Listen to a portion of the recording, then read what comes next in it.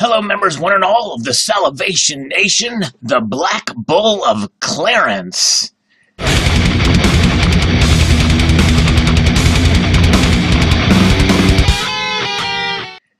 That is the newest release from the Queen's Beast series. It is the midway mark on this particular series. The Black Bull of Clarence are now available for pre-sale from various bullion dealers.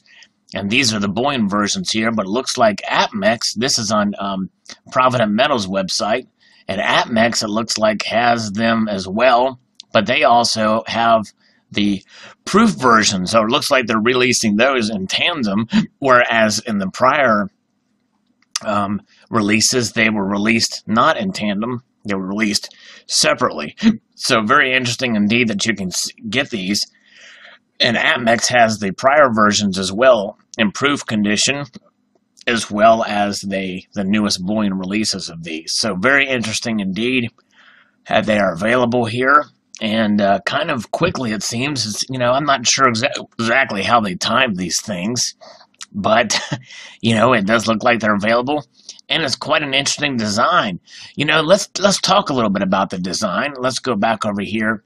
Let's take a look at the 1 ounce gold version of this and the bullion version here. And to me, this looks like I'm going to call it the stuck-up bull of Clarence.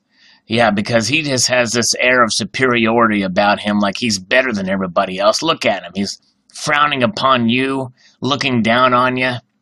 It's kind of like he's stuck up, and that's just not something I appreciate. I want a humble black bull of Clarence, not a bull that's stuck up, Look at that. Look at that. I mean, just pitiful that he will look at us like that, like he's better than all of us. Well, you know what? He's not, but nonetheless, I'm just kind of joking around there. It's kind of a nice design, although I do feel like in ways it probably could have been better. But nonetheless, there it is. And here's the obverse of the piece. And we can see here the theme of the new pattern behind the Queen's head here, which I really like. So very interesting indeed. And it's fascinating. I do see some other folks have posted about this release. Apparently it was just available for pre-order just today. But I believe in Europe, I think Numa Stacker posted a video about this as well, about the proof version. But apparently just today they have released for pre-sales the bullion version. And I think Silver Wolverine and Beach Bum Silver both have videos out on it. I haven't watched those yet. But nonetheless, I'm seeing that Provident has them and APMEX has them. Provident only has the bullion versions of these. Let's take a look at the silver here. And see how it looks. There it is.